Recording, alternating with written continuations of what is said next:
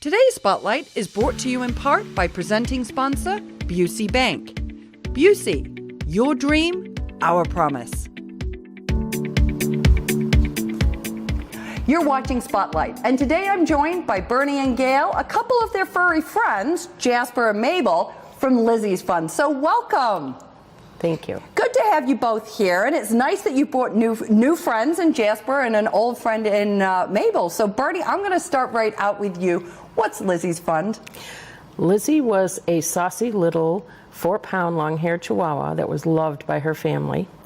But at age 9, she experienced some severe orthopedic issues, which meant that she could not walk. Because of a significant heart murmur, she wasn't a candidate for surgery, and 2 vets suggested that she be put down. Her owners couldn't accept the prognosis, so they found alternative medical care for her, which at the time was very new. She lived another 7.5 wonderful years, very healthy and happy. And when she finally passed away at age 16.5, her family decided to start Lizzy's Fund, which is a 501c3 charity that finances the care of senior dogs in shelters and rescues. To date, Lizzy's Fund has helped over 300 dogs through medical care, surgical care, alternative medical care, sometimes permanent foster, and even hospice care. Yeah, it was a sad story when you told me before, and it continues to be. I mean, you hate to see something like that happen, but so much good has come out of it. Yes. And I know each of these pups have their own story that has gotten them there. But I'm going to ask you, Gail, to tell us and kind of walk us through that process of how Lizzy's Fund helps and how you find the funds to help. Right. Well, first of all, I would say that Lizzy's Fund is there to help other organizations.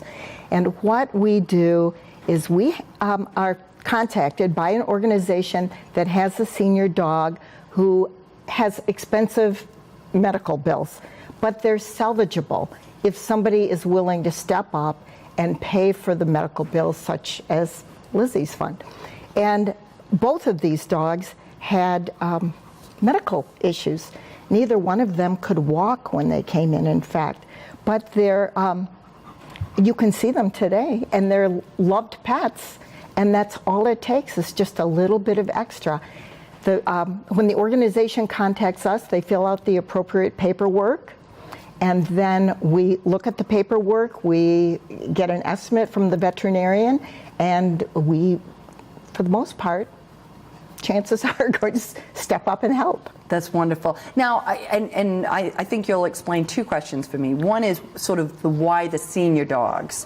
So let's start with that. Why senior dogs? Well, first of all, I like to say that what you see is what you get when you adopt a senior dog. Plus, I like to say, you know, you're going to get more of a couch potato as opposed to a couch eater. I like that. Which does happen, let's admit it. And senior dogs often are so thankful, and they really come house trained.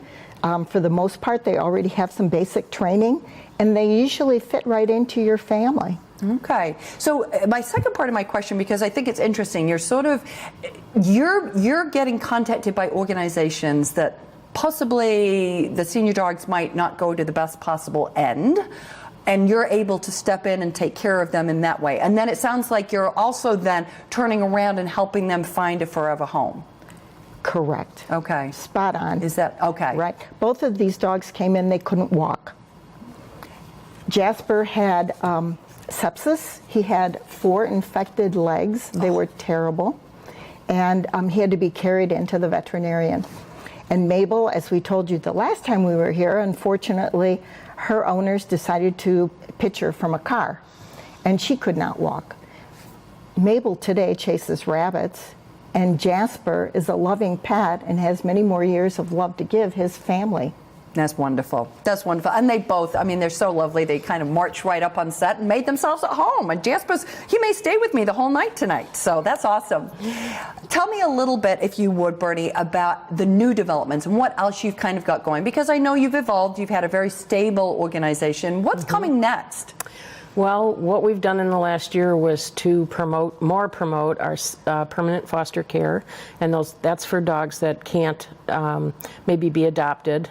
Hospice care, which sometimes is necessary. Next, we developed a program called SOS, or Spotlight on a Senior. Okay. And this was promoting senior dogs in shelters and rescues that had been there a while. And we use social media for that and highlight them. And we've had pretty good success with that.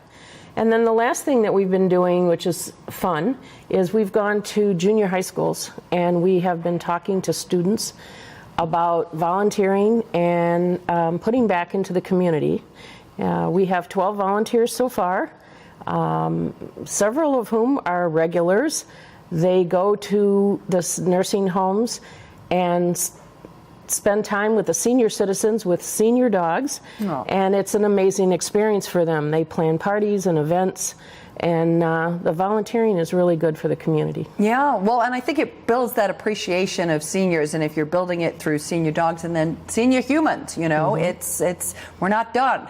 Yeah. More to go, right? Right. It's wonderful. Gail, obviously there's funding, and you talked about that. In some cases, these senior dogs have significant medical expenses associated with it, and that may be why they find their way to you. How do you go about finding the funding for this? Well, first of all, we depend on private donations, and we're always very grateful to get those. But we also reach out through events in the community. We just finished up Tales on the Trails at the Morton Arboretum, where we had a booth. We have the Ashley Whippet Invitational Frisbee Championship, and that'll be Labor Day weekend. We'll have a booth there, and we'll certainly meet a lot of people and get some support. And on July 25th, we will be at the Municipal Band concert. Nice. And we always have the most delicious treats. For humans and dogs, yes. For humans and We will. Good.